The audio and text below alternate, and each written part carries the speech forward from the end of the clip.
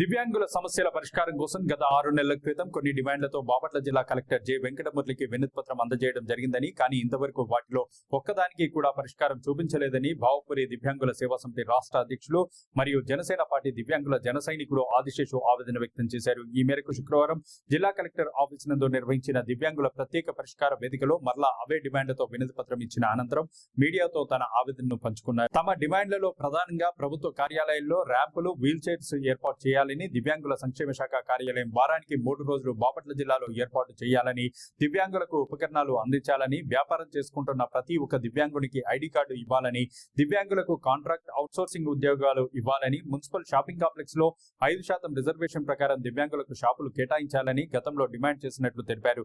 ఇప్పటికైనా జిల్లా collector J Venkata Murali స్పందించి తమ డిమాండ్లను నెరవేర్చాలని కోరుతున్నామని ఈ సందర్భంగా ఆయన వెల్లడించారు.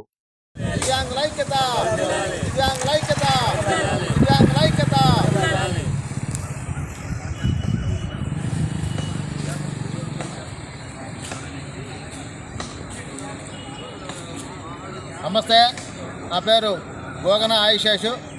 జనసేన పార్టీ దివ్యాంగుల జన సైనికుడిగా పనిచేస్తున్నాను. అదేవిధంగా గత 6 నెలల నుంచి కూడా బాపట్ల జిల్లా కలెక్టర్ గారికి మా యొక్క దివ్యాంగుల సమస్యలని మరి ఆయనకి తెలియజేసి ఉన్నాం. ఆ సమస్యల్లో భాగంగానే ఈరోజు మరి జిల్లా సంక్షేమ శాఖ ఏడీ గారితో మాట్లాడి 3 రోజులు బాపట్లలో 3 రోజులు జిల్లా సంక్షేమ శాఖ ఆఫీసర్స్ ఉండి జిల్లాలో ఉన్న దివ్యాంగుల సమస్యలు తెలుసుకోమని చెప్పి పరిష్కరించే మార్గంగా ఆలోచించమని కలెక్టర్ గారు చెప్పి ఉన్నాడు.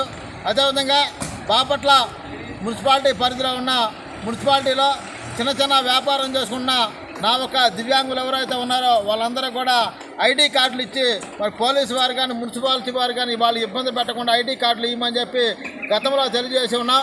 ఈరోజు కలెక్టర్ గారు కూడా మున్సిపాలిటీ కమిషనర్ గారికి చెప్పి దివ్యాంగులకి వెంటనే ఐడి కార్డులు ఏర్పాటు చేయమన్నాడు.